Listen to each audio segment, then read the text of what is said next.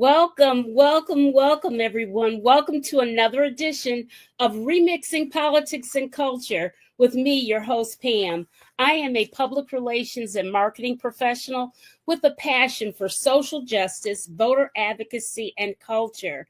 And tonight, we're going to talk about something that's all in the national news, the state of North Carolina. Everyone has heard about the Supreme Court Justice Allison Riggs, who lawfully won her seat on the North Carolina Supreme Court. But her opponent, whose name I will not mention, has continued his push to have votes thrown out. And it's just been a nightmare. It's been a nightmare to see literally an election that was duly conducted fairly and accurately to be second guessed at every turn. The election was back in November, and Justice Allison Riggs has not been able to take her oath and her earned seat on the court. But that's not all. The Republican Party, prior to our Democratic governor and lieutenant governor and attorney general and our superintendent of public instruction, before they were able to even take office, the Republicans stripped them specifically of those positions: the governor, lieutenant governor, attorney general, and superintendent of public instruction. All seats won by Democrats. They stripped them of power, of some of their powers. Every time you turn around, the Republicans are engaged in a power grab here in the purple state of North Carolina. I have two powerhouse women that are intimately involved in North Carolina politics on the show tonight. First, I have Janice Robinson. She is a native of South Carolina, but as a resident of Charlotte, North Carolina, Janice worked in the field of occupational therapy for 20 years before she decided to pivot in 2021 to start her own political consulting firm. She was determined to get candidates elected who were going to ensure that the voices of everyday people would be heard. In the fall of 2021, Janice also became the North Carolina Program Director for Red, Wine, and Blue, which is an Ohio-based women-led grassroots organization focusing on amplifying the voices of suburban women in the political arena. Janice is the chief troublemaker in North Carolina. Welcome back to the show, Janice. Thank you so much. Can you hear me okay? I hear you very well. Okay, thank you. Thank you for having me, Pam. Oh, absolutely. And next up, we have State Representative Dr. Amber Baker. Dr. Baker is an educator's educator. She was sworn in as state representative for Forsyth County, which is Winston-Salem, for those of you unfamiliar with North Carolina, back in 2021. Dr. Baker considers herself the educator that moonlights as a politician. She was the principal at the Kimberly Park School in Winston-Salem for more than a decade. She serves as vice chair for the Forsyth County Democratic Party's African American Caucus. Dr. Baker is a sought-after commentator on North Carolina politics, as she has made multiple appearances on The Roland Martin Show on the Black Star Network. Welcome back to the show, Dr. Amber Baker. Thank you for having me, Sister Pam. I'm always excited to be with you and your viewers, and excited to be and share this time again with Sister Janice. So I'm happy. Thank you. All right. Hey, David. David is chiming in from Detroit. Okay, ladies, let's get into it. Let's start with the obvious that has received so much media attention: attempted theft of a North Carolina Supreme Court seat that Justice Allison Riggs won point blank. Okay, I hear some feedback on your side, Janice. I don't hear anything here. I hear you all, but I don't hear any feedback. Oh, okay. I do hear the feedback. Okay, and now it went away. So hey, that's good. I hear it a little bit. All right. Okay, who wants to start first about the Supreme Court debacle? Well, I'll start. So, do you hear the feedback when I'm talking? No, keep talking. Okay. So, so what Griffin and his cronies are doing, I think a lot of these people are part of the MAGA crowd and so forth that are helping him do this to try to steal the votes of North Carolinians. And now what they have gotten to is wanting to just focus on about 14 or 1,700 votes, overseas votes, which of course is many of our military. And so that's a big no. Our military Americans have every right to have their votes counted as well. I think what they're trying to do is because they have filed this case through two tracks. Of course, the federal judicial track, but also our state judicial track. And so, and it's been bouncing back and forth as rulings have been set down on each side. And so now the latest thing was the Fourth Circuit, the two panel judges on the federal Fourth Circuit basically have put everything on pause and halted the Board of Election efforts to reach out to voters to try and cure ballots. So they've stopped it. Of course, now then this is what Justice Riggs wanted to have happen. However, Griffin, in every case, they are appealing every time they are knocked down. Of course, Justice Riggs on her side is appealing. But I think it's very clear that what Griffin and the extremists are trying to do is get this all the way up to the U.S. Supreme Court. And where they have where unfortunately we have a U.S. Supreme Court where I don't put a lot of confidence in. And so I think they're trying to wind this thing all the way up to the U.S. Supreme Court, where they're hoping that the U.S. Supreme Court will rule in their favor. Besides this just being horrible, what they're doing and trying to steal this election, the fact that if they get away with this, it will be basically the playbook that will be attempted across almost every state in this country. And so here in North Carolina, we have to fight tooth and nail to make sure this just does not happen. Right. Absolutely. Dr. Baker, your comments? Yeah, so we are the standard bearer for all things horrible in legislation, right? True that. I'm just saying. And so we must remind our viewers that there has been 3 recounts, and every recount has validated that Judge Allison Riggs won by 734 votes. Let's remind the viewers that. Also, let's remind the viewers that they are not saying that these ballots were illegally cast. That's not their argument. They are not questioning the legality of the actual votes. What they are attempting to do is to target early voters, right? Because if you are a day of voter, they can't your information. And so what they're trying to do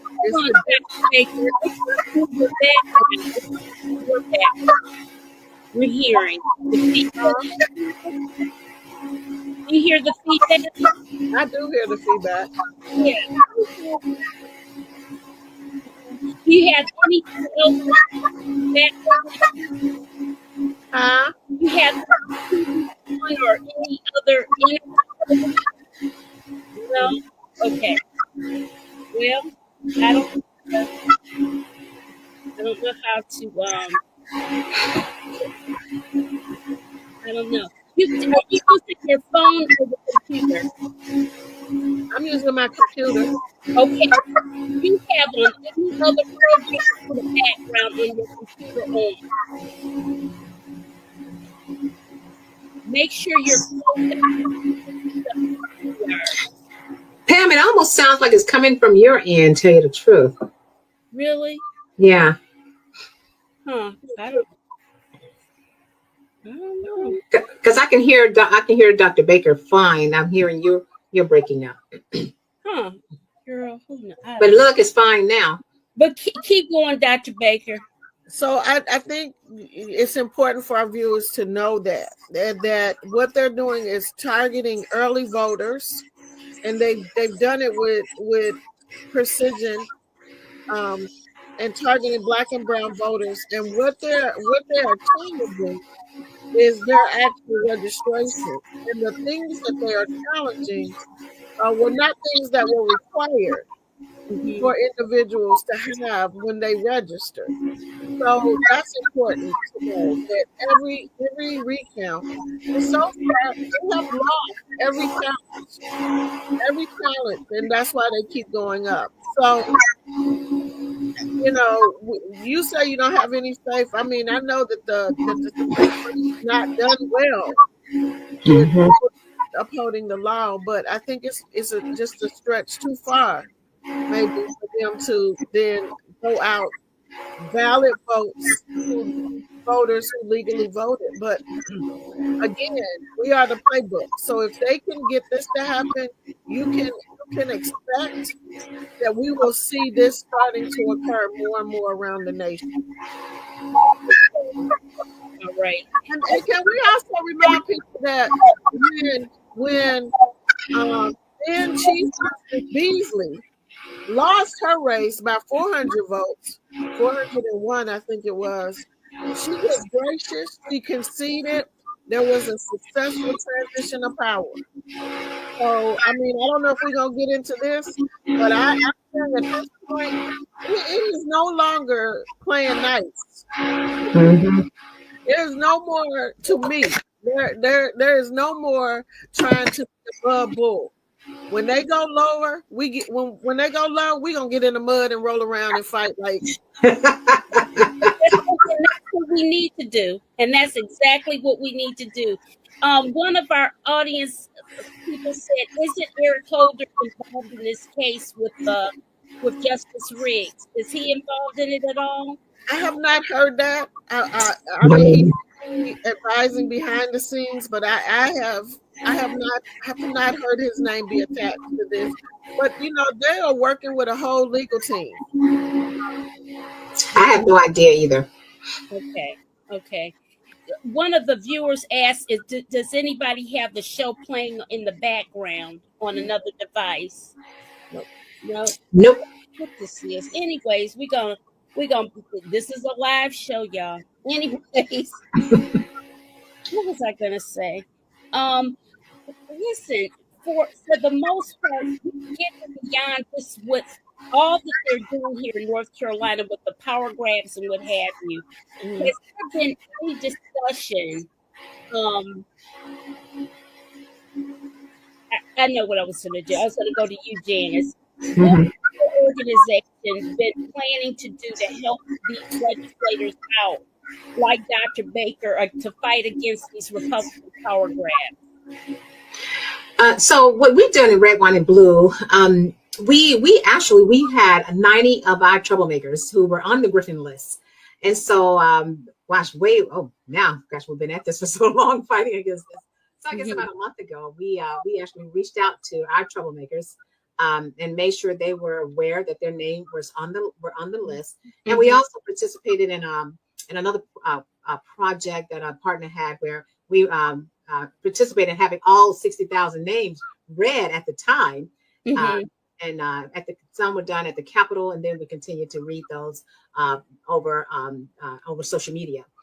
So we have been engaged in making sure that our troublemakers and everyone else that's around us helping get the word out to people what they can do. We participated in here in Charlotte in a rally and a press conference where we had some of our troublemakers whose names were on the list and or one of their family members were.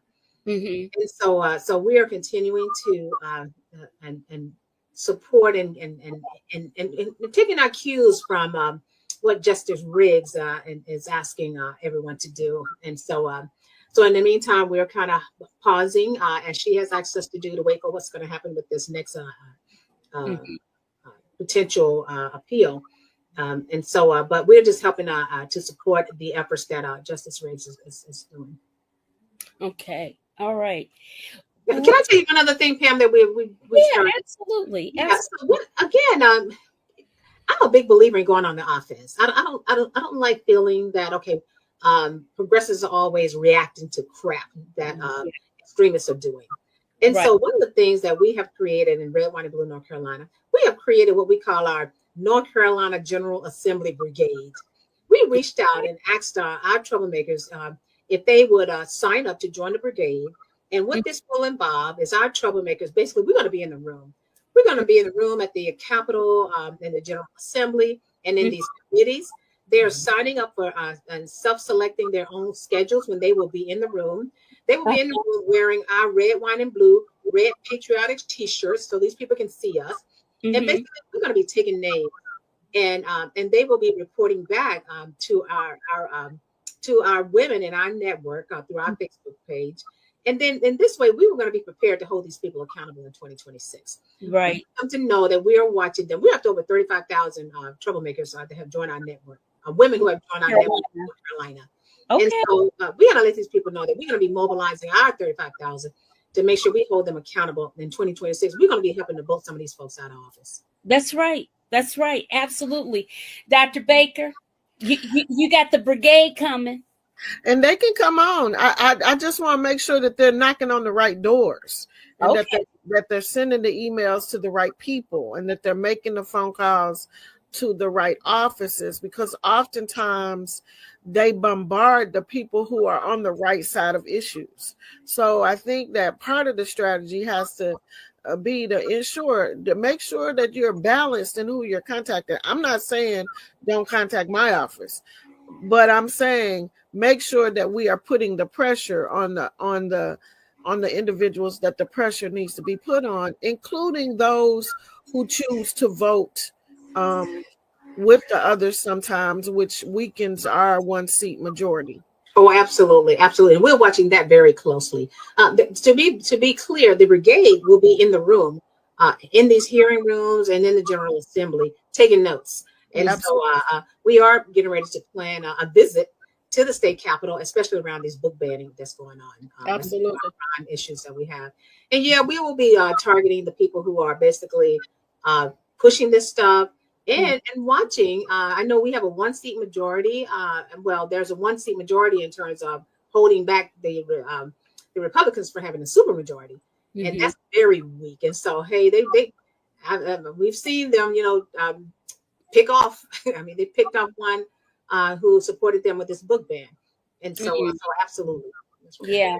And I think also, too, the other part of that, too, is I keep saying this, is that 2026, the road to 2026 started on November 6th. And so we can't wait. I like to tell people I got sworn in January, and then I filed in December of the same year, with a primary in March, which means early voting starts mid-February. Right. So with that understanding, we cannot wait till January to start organizing and mobilizing. We can't. Right. So we have also got to have people that are phone banking now, who are helping people to check their registration. We got some registration legislation coming down that is looking to criminalize organized voter registration. But we've got to do two things at once. We've got to keep our foot on the necks of people who are making this really bad legislation, while we're also educating voters and making sure that we're mobilizing them now. Absolutely.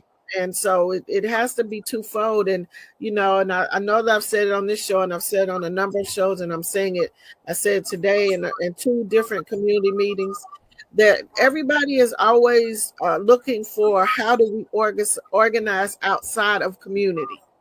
Right, we want to knock on doors, and how do we go in the community and knock on doors and get voters registered and get them to the polls? Well, there is people that can do that, but how about you start with your circle of influence? right? And I've been riding hard on the Divine Nine. You know, I've been watching them when they stroll to the polls. They're only strolling with themselves. So if you're going to do that, make sure that you take your roster, and I don't care if they are a member of your organization. If they're on your roster, start there. And make sure, whether they're financial or not, make sure that when you're calling your sister or your brother, your frat or your soror, that you're starting with your circle of influence. If you're a lit or a Jackson Hill, start there. If you're a senior, start calling other seniors. And oh my God, let's talk about the churches. Everybody's so scared. What are you scared of? If you take your church volunteers and you take your church roster and you start to call your church members with your church volunteers, talking to your church members, using your church van to take your church members with church volunteers to the polls, that is perfectly legal. And We guess do what? all the time here in Yeah. Germany. You see what I'm saying? So start with your circle of influence. And then there will be others that will go out into the community and touch them. But if we just covered our circle of influence. Oh, Dr. Baker is talking about, you are talking my language, Dr. Baker. Red, wine, and blue, the only tactic that we use, what is basically is relational organizing, which is basically friend to friend organizing. This is the only tactic that we use. And this is how we've grown, the rate that we've grown, over 750,000 across America, the U.S., but also too, and we are having our data analyzed by an objective firm, Target Smart, and we're looking at a 5% increase in the voter turnout of the people that we are reaching out to, and so we use our rally tool, and where women can put in their circle of influence, people that they have influence with, in this tool, and all year long, we're giving them information to get out and start educating their friends and family and acquaintances now, so they'll be ready when it's time to vote, but not showing up 30 days before the election. Right. So I'm a big believer, and I'm a big believer, and it's got to be an empirical fact. I haven't done the research myself, but a more educated voter would be a more consistent voter. Right. So, educating people, our friends, family, all year long, 365. Right. Be ready to vote. Absolutely. Janice, I wanted, because we're talking about North Carolina politics, I want people to realize that red wine as in drinking wine, guys, and blue is located all across the country, correct? Yeah, we have troublemakers all across the country. Michigan and North Carolina and New York in the audience. So I just wanted them to know that red wine and blue is all over the country. Yeah, and I can tell you, so we don't set up. We have staff in 5 of the battleground states, but we have troublemakers connected with us all over the country. And what we do, because we don't set up chapters, but we focus on and mobilizing the diversity of women in their communities. And so, and we we have a way of helping them find each other. So we have a platform on our website called Trouble Nation, where people can put in their zip code, and then they can find like-minded women near them. And there's a way to drop the link. I was going to put it in. What's the website again? Redwine.blue. Wine.blue. And if you go to Get Connected, and you just scroll down to Trouble Nation, and that's the link. And so people can go there, put their zip code in, and they can find like-minded people near them, and they can join up with them. And so, and we have a lot of resources and stuff. And if they can't find anybody near them, they can start their own group, and people can find them. Okay. We have a lot of resources that we provide to help people get very effective at reaching out. But this is Renee. This is the actual. That's the name. You have the name right, but it's redwine.blue to get to their website. So this is the website, guys. This on the thing here. Somebody put in redwine.blue. That's what you told me. Yeah, I said that's correct. It is correct. But I see Remixing Politics has it correct. Redwine.blue. Okay. Yes. Okay. All right. So, listen, I wanted to, as we well know, North Carolina had one of the most horrific storms ever.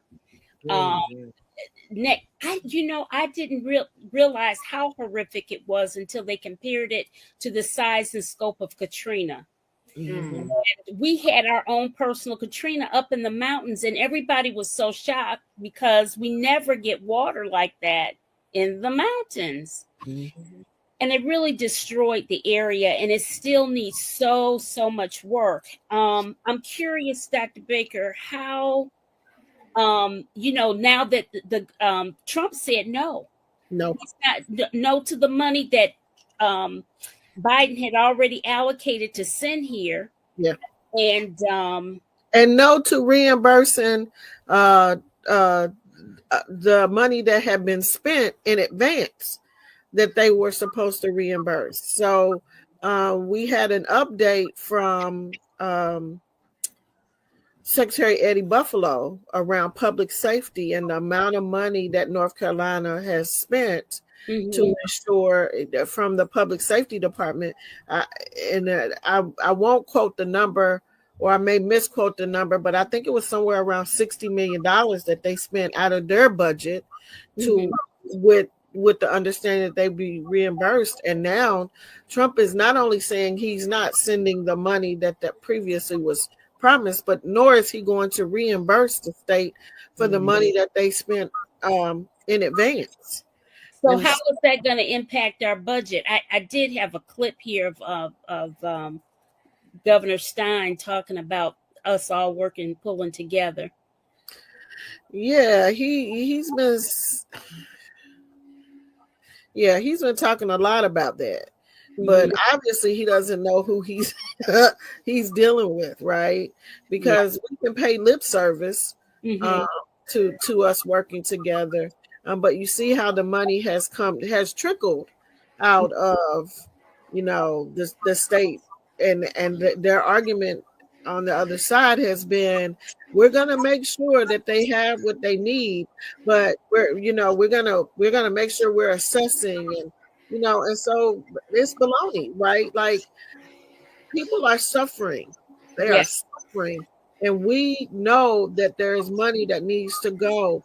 And so we're going to have to absorb that. We're going to have to roll back the vouchers.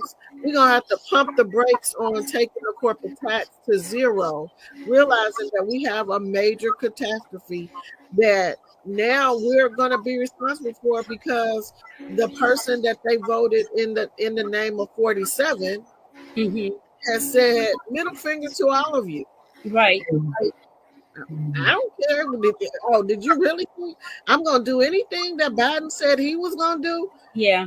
No. Yeah. So, and they refuse to come out and speak against that. They refuse to hold the president accountable. And so once again, it's left up to the Democrats to fight to try to, get that money released. You see that Attorney General Jackson continues to sue them.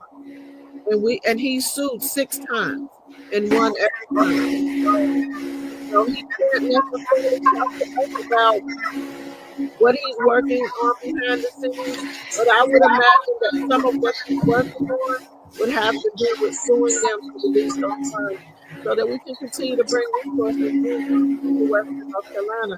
Now, we'll tell you that this year I was elected as the first vice chair for the Legislative Black Caucus, and we are scheduling our own trip. Never too late to go and assess. And we are going into the Black communities to get a better idea of what resources they have, either guidance or not guidance. And our goal is also to take the 5%, somewhere around $50,000, down to also provide again in the Black community. We know through the track record that our Black community will not get the service that some of our other counties and communities that have been impacted. I want to talk to you for a minute about Baker, this person will put you on mute for a second and see what happens. Nothing. I still hear you. I don't know what's going on. You want me to go out and come back? You want me to go out and see if it stops and come back in? It just keeps coming and going. I don't know what that is. Janice, I want to talk to you about Project 2025. Mm-hmm. Yeah. Yeah. So one of the things that we've done, Red, Wine, and Blue, we have a tracking guide about the just tracking all the things that is coming out of the administration that's taking away our rights. And so we have a link. I don't know if you guys still have the link, Pam. Mm-hmm. Where people can go on that site and then just look at all the different those orders that's being written and the just the various different executive orders that's been sent out and how they are affecting all the various different areas. And so it's a really good site to be able to track those much easier. And also too, and to help get that out to your friends, family, and acquaintances, so people can be informed as far as what's going on.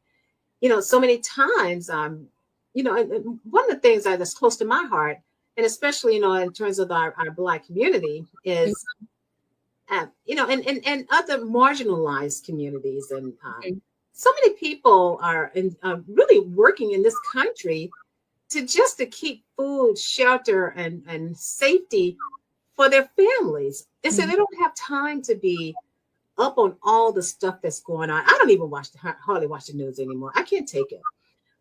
But people who are working 2 and 3 jobs just to keep food, shelter, and safety for their families, one of the things that people can do is use this tracking link as a quick resource, so that people can see what's going on. We do keep it up to date as new things come out. And the way that is segmented by, you know, as far as education, reproductive rights, just the various, you know, voting rights. So it's easy to kind of go in and choose which one that people want to focus in on. But so we try to make all of our resources stuff very user friendly and easily accessed, so that people can get it out to themselves, but also to their friends, family, and acquaintances.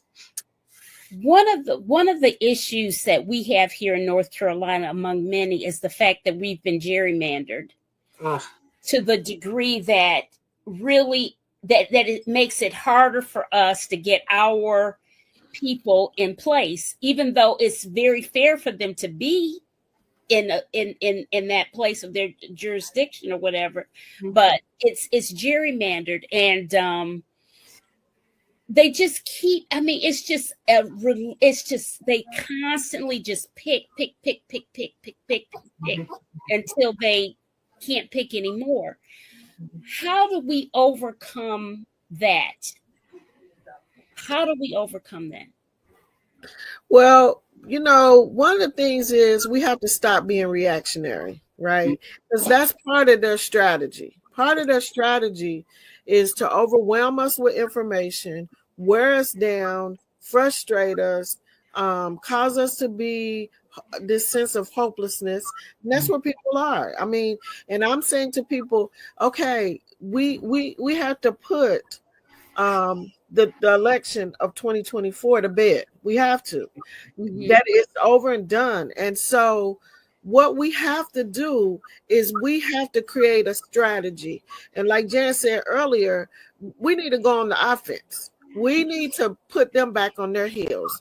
One of the things that we did a couple of weeks ago was when that DEI bill got to moving, I talked to the Black Caucus, and we were prepared to show solidarity by wearing black and unity by wearing black. The Senate had already voted on the bill, and they did wonderful debates.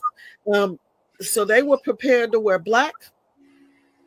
I talked to our caucus leader and talked to the caucus, and we mobilized the caucus to wear black. We then encouraged our partners to pack the gallery and to all wear black. And believe it or not, it was a synergy that occurred, right? They were not prepared for that. So we can't keep trying to anticipate what their move is going to be for our move. We've got to start moving and then put them on the defense. Make them figure out what they're going to do. So that particular bill got pulled twice. Mm-hmm. They were not prepared for that. They were not prepared for us to be organized, for us to be unified, and for us to be able to mobilize our community partners. So in terms of what do we need to do, we need to start chunking our attack. And we got to do independent of whatever they're going to do, because that's none of our business. Our business is about what are we going to do. And I think the 2025 piece, it is so much information in there that what I've been encouraging people in the community to do is whatever, get together in a group. And whatever your interest is, you take that part of 2025 and you become the expert on that, and then you train everybody else. That's what we have to do with the budget. When we get that 1,200-page document the day before we're scheduled to vote, we then take and break that apart in manageable pieces, and then we are responsible for becoming all things important. And then we go back and report back to the group. So 2025 is a dangerous document, but unless you have the energy, the strength, the wherewithal, the knowledge, how to it's overwhelming. So we got to start making information accessible, and we have to realize that to our parents, I used to be one of them that worked for jobs, lived in substandard housing, who had welfare, and I'm just trying to make it. We got to be able to make information so accessible, and it can't all be online, and it can't be where people have to go and find the information. That's where our community partners, that's where our Divine Nines, our Links, our Jack and Jills, our churches, every last one of those organizations has a social justice piece. The responsibility now is for them, us, to come out of our silos and get back into community and meet people where they are and get the information to them in the lowest level possible. And that is not to say that people are not intelligent, but we have to make it so that it's accessible and that people can understand it and possibly be able to do something with it. Yeah. Can I share with you another thing as far as going on the offense? Dr. Baker, you and I are like this. I'm a big believer in going on offense. One of the things that Red, White, and Blue is participating in is we are holding constituent-led, participating in organizing and planning constituent-led town halls in these Republican congressional districts. Yes. And we're holding them also for Senator Tillis and Senator Budd. I live here in Valentine. Tillis, please. I live here in Charlotte in the Valentine area. I'm in District 14, Congressional District 14, which is the district that Tim Moore gerrymandered for himself. They took a sliver of Mecklenburg County because they divided up Mecklenburg County into 3 congressional districts. They took a sliver of those of us in Mecklenburg, from the northern Mecklenburg County, west part of the western side, and down in here to South Charlotte and to Valentine. We are in the district extends all the way to Rutherford, all those other 5 counties west. So when we decided to have our congressional district constituent-led town hall, we decided we were going to have it in the center of the district. So we pretty much threw a dot and realized that Cleveland County was in the center. And then it would be a fair location. So those of us in Charlotte would have an hour to drive there. Also, those of us from Rutherford would have an hour to make it more equitable in terms of getting in the district. And it just so happens it was in Tim Moore's backyard. We focused on we focused on just making it constituent-led, so that we didn't advertise it and make it where it's Republican or Democrat or progressive. I'm going to tell you, in the room, there were Republicans, Democrats, conservatives, progressives, independents who got up and shared their concerns about what's going on in our country. It was so powerful. And so the ones that's being held across there and other folks across the North Carolina are holding their own constituent-led town halls where in their Republican congressional district, because they will not have a town hall. So we're doing it ourselves, and we did invite them to come. We're inviting them to come. And matter of fact, I ordered a life-size cutout of Tim Moore to have in the room. And also, we just had one here in Charlotte for Tom Tillis, and over 1,000 people showed up. One was in Greensboro a couple of weeks ago. 1,200 people showed up. And so, but that one's been held down in Moore County, and they're being held all over the state in these congressional districts to put pressure on these folks, these representatives, to let them know we are your constituents. Yes, we are. It doesn't matter what my partisan registration is. It doesn't matter if I voted for you or not. You are my representative, and so it's your responsibility to have my voice and take my voice to DC. And so that is the kind of messages that we're sending to these folks. Right. Yep. Dr. Baker, you're on mute. Let me unmute you. We have to keep that pressure on them. Yes. We have to, because what happens is we get fired up, we get the people energized, and then we stop, right? And so then we get to the primary, and it all fizzles away. So we've got to keep, like I keep saying, we've got to keep the foot on the gas and on their necks, like all the way through. And additionally, hopefully, that as we are looking at a statewide strategy, like we did for the House and the Senate, we contested 119 out of the 120 seats.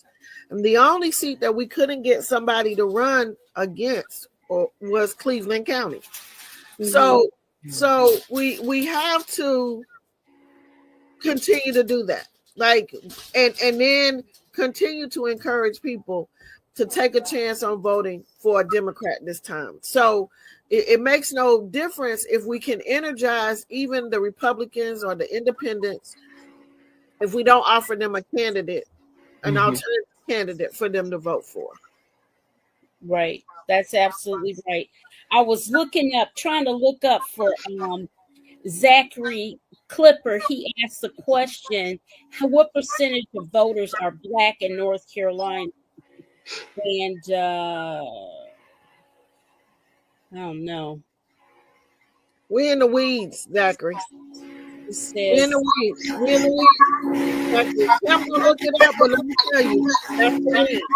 Because right now, Blacks by themselves will not win elections. So, again, Pam gonna get you the answer, but I'm gonna tell you that we can't continue to be on the shoulders of Blacks.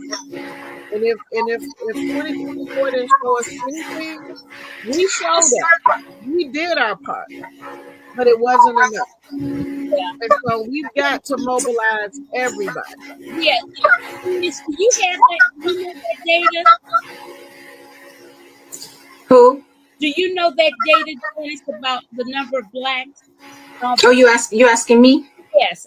Okay. No, not off the top of my head. I would have to look it up. Yeah, I'm trying to look it up, and it's not like jumping out. Even though I've given it very specific instructions, I guess I should have went through GPT. And I'm afraid to go to the Google right now, being on here because of this, just the audio stuff. If y'all have a way to reach Zachary, we can get that to him. Yeah. Oh, yeah, I do. Zachary has been on the program before. He is very politically astute. He can probably tell us. He's in Michigan. He's another Michigan person. Hey, that data is out there. Janice, he can't go to redwine.blue and put that information. And we do not have that. We don't have that data there. Oh, okay. Yeah. I just thought I'd ask. Yeah. I wanna. there is an event that's coming up here in North Carolina, and you're going to be happy that I have it. It's because it's actually going to be at my church. It's going to be at St. Joseph, and I'm going to show it to. Is that the one, the State of the People? Yes. I would love to drive up for that. I got a busy. I'm going to be so busy both days. You guys see it? Yes. Okay. So the people are rising. The truth is calling. State of the People Power Tour. This is a nationwide call to action. St. Joseph AME Church here in Durham. We are a very much, I say we because that is my church. It is very much a social activist, social justice focused church. It is. We do social justice Sundays and the whole nine. And this Tuesday, April 29th at 5:30 p.m., the people will be here. I am not sure, honestly, of who all is on the tour, but my pastor will be a panelist. And I was trying to look up to find out who the rest of them are. But for those of you in North Carolina who listen to this show on the playback, and those of you are on the show right now that are in North Carolina, come to St. Joseph. St. Joseph's is at 2521 Fayetteville Street. It is literally walking distance from North Carolina Central University. All right. So let me be back. All right. So that's my plug for that. I think I have some numbers for Zach. So I just looked it up on the North Carolina Board of Elections. And let's see here. So the percentage of Black voters who turned out in 2024 was 66% of Blacks turned out in 2024. And Renee had too. 66%. Yeah, 66%. And the compared to 78.2% of white voters. Oh, Okay. Well, you know what? I don't even know what part we comprise of. Or say 2 or more mixed races, 59.5%. That's I believe that for sure, because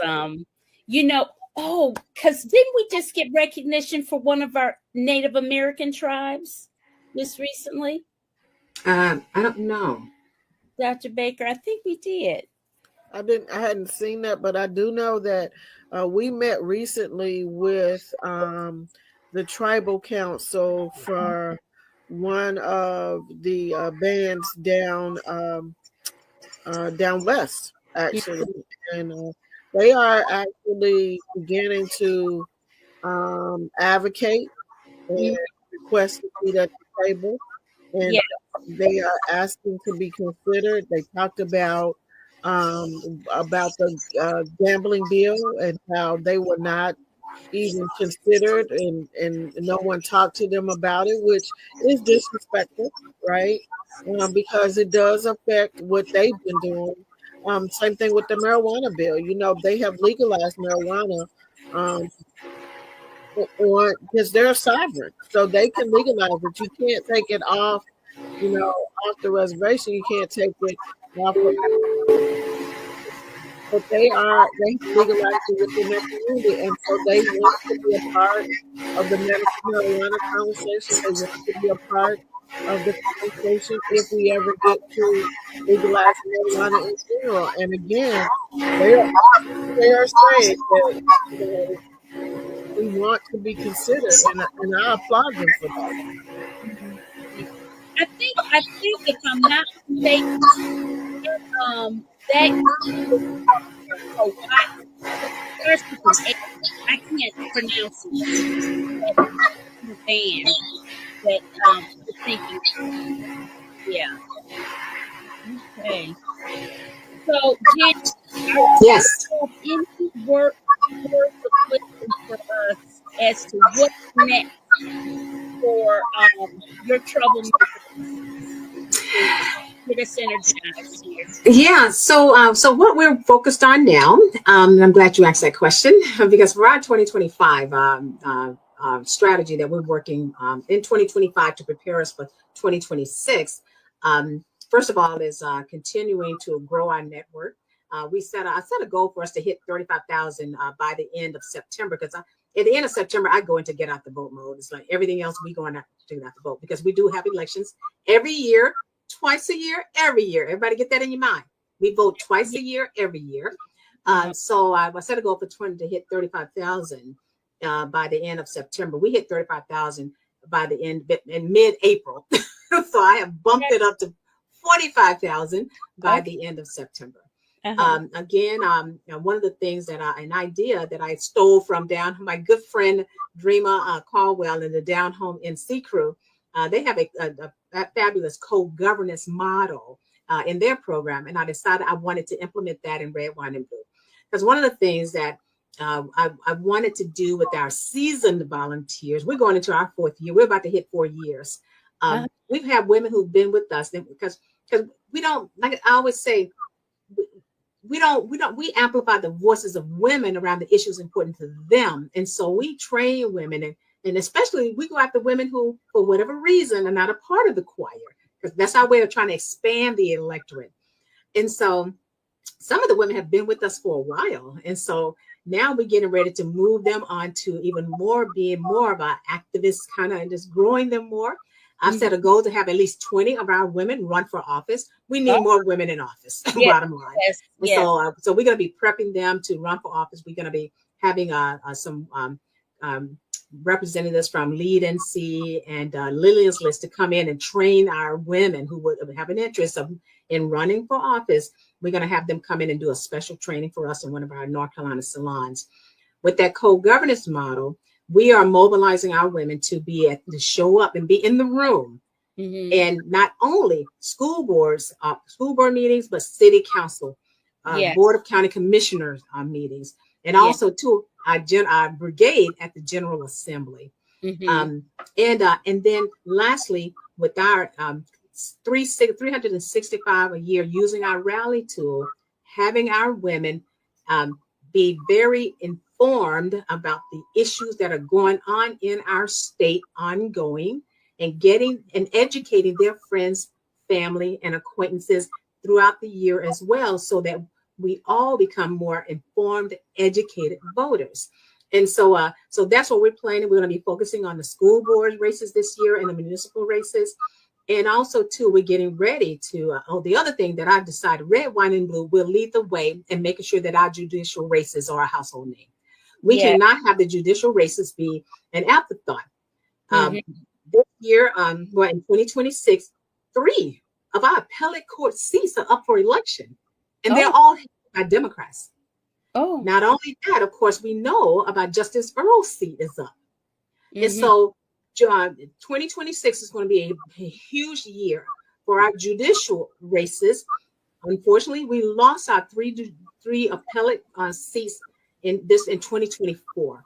The ones that are up in 2026 are currently held by 3 Democrats. We have to now be prepared to fight for our courts. And so we're ready, and we'll be putting some more emphasis on judicial races. Last year, we spent some PAC money last year to emphasize those judicial seats, along with our Justice Riggs seat. And we'll be doing again. We're having a special salon for our judicial races, just to amplify. We got to get people informed. So we always try to go. I'm just an offensive person. I don't like going. I don't like being controlled and running after every crazy thing that they do. But I do think that one of you hit on a key issue, and I think one of the things that we need to be concerned about is the amount of money that's being spent into Allison's Riggs, getting that seat, securing that seat, as we rightfully should. I am a little concerned about giving fatigue because of the amount of money that's being collected for this defense to continue. And like you said, Justice Anita Earls is up. Are we going to keep that same energy? How do we begin to build that now? And every time I'm on, Sister Pam, I tell your viewers, particularly candidates of color. We don't raise at the same rate as other people. We don't get the same kind of support as our white counterparts. And so we have got to be aggressive about fundraising to ensure that those judicial candidates get the kind of financial support. It's an off-season election. Money is usually down, and so we have to also keep that in mind as we are talking strategy, because it is concerning. I'm already starting to raise funds so that I can continue to craft the message, because a lot of times the money comes so late. We are already behind the 8 ball, and the message has already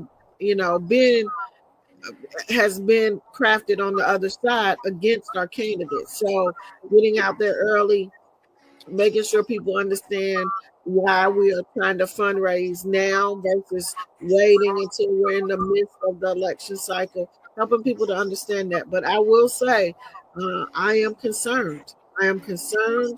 For Justice OLC, and whether or not there will be enough money there for her and those other judicial candidates. Because again, there's a lot of money that's being pumped into securing the seat for Allison Riggs, and just hoping it is not at the expense of some of our other.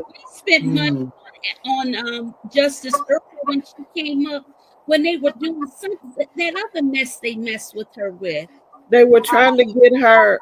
They were trying to get her thrown off the bench. They have really messed with the women. Yeah, on that court. They have messed with the women. Let me answer this. Somebody want to answer this question? We know the answer. What has Trump done for NC as it relates to hurricane relief? Nothing. He absolutely nothing. Yeah, that is correct. Nothing. Correct. And he's consistent with that. He is consistent. He's not doing anything for Arkansas, and that's where I was going to go. Right. She has kissed his behind forever, and she is begging, and he has said no. Listen, he doesn't even acknowledge. He didn't say anything about those horrible floods in Kentucky. Correct. Yeah, that's what I was going to say. I mean, so you are hitting everything. And those are states that overwhelmingly right?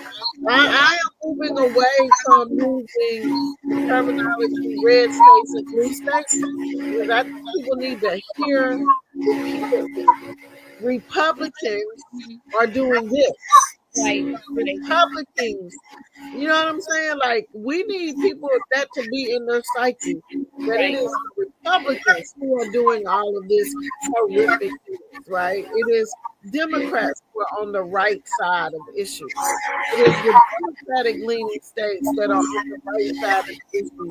It's Republican, like, we need people to understand, because when we talk about red states and blue states, we need people to dismiss that, because that's a color. That's something. But when you name a thing, right, you can throw the narrative of the thing. But that's just my little sidebar. All right. Well, our time is just about up. Already, but it went fast. and just it is. We're at the hour, so I just want to thank you all for coming. I appreciate you so much. I can't say enough about that. And hey, Goodwill Assembly Brigade, got to make the brigade. Dr. Baker, get a picture with her. Show them in action. Yeah. All right. Thank you, ladies. Thank you for all the work that you do, Sister Pam. Thank you, Sister Janice, for controlling the brigade and the good troublemakers and the bad troublemakers and the troublemakers. I said, let somebody else decide whether it's good or bad. I'm just gonna show up to make trouble. Well, it's definitely been a pleasure being on with you, Dr. Baker. I love seeing you on Rolling. I start my day with Rolling Martin every morning. And I love seeing you on there. It was great. But I appreciate the time, the one-on-one time that we we had together. I really Yeah. appreciate it. Yeah, it's about time for them to give me a call. You know, so much going on, and you know, usually when we're hot on the radar of things, I get a call from them to talk about it. But there's so many other things that he's trying to address. But I did say it's probably about time for us to have another conversation about I wish everything. if we didn't have that conflict with the chancellor being inducted there at Central, you would have been able to be at that town hall that was correct. But Roland asked some pointed questions at the town hall of the leadership. Yeah. One of our leaders that was in the house with you. Yes. And my seatmate. He's my seatmate. Yeah. Another person that serves on city council.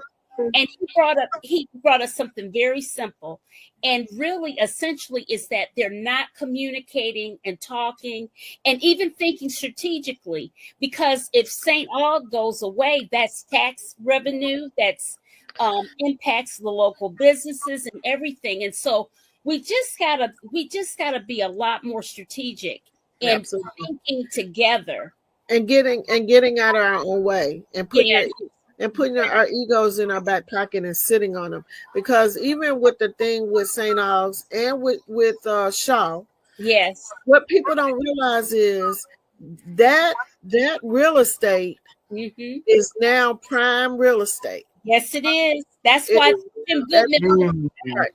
And so that is why they're trying to destroy those two schools. Right. It's prime real estate.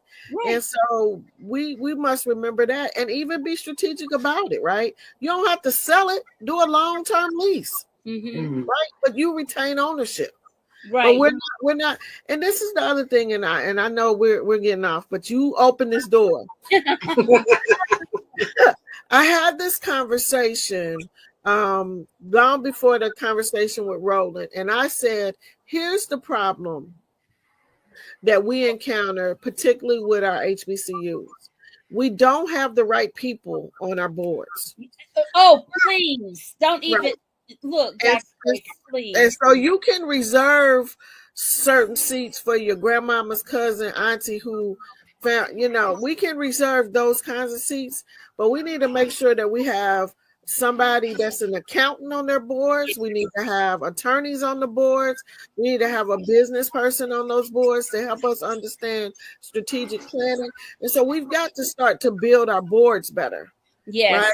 And then we need to make sure that we have an impetus in place that when you have board members that are showing that their actions and decisions are detrimental to the university, we have to have a process in place for removing them from the board. Yes, because they can't get. I'm saying they can't get rid of that board. They have tried over and over again, and it's terrible. But anyways, we'll figure it out by and by, I guess. And new people that I see here, I don't know who Thyra Austin is. Thyra Austin is one of my best friends. I'm so excited to see Thyra. I sent her the text. Hi, Thyra. Yeah, she's here. Thank you. And you guys, please, if you're on YouTube, hit that thumbs up. It's for the algorithm, and please consider subscribing to my show. Please. I'm almost to the 500 mark. I'm just shy of 500, and that will put me in a whole nother category on YouTube. Yay. Well, again, thank you so much. And I'm putting my shameless plug in. If you want to give to my campaign, as long as we still have Act Blue, that's a whole nother conversation for a whole nother time. Yes. You can go to my website, www.vote4amberbaker.com, and click that link. And every little amount, it adds up. Every amount. So there's no amount too big. No, well, $6,400 is max. Love to get my first $6,400 contribution off of your show, but give as little as $1 and as much as $6,400. So thank you. I'm almost there. The last I saw was at 444. So So you need 59 more people. yeah, I can get people are they won't watch it anyway. It's YouTube is, but anyway, listen, ladies. All right. Good night. Thanks for having me again. Good night. Thank you.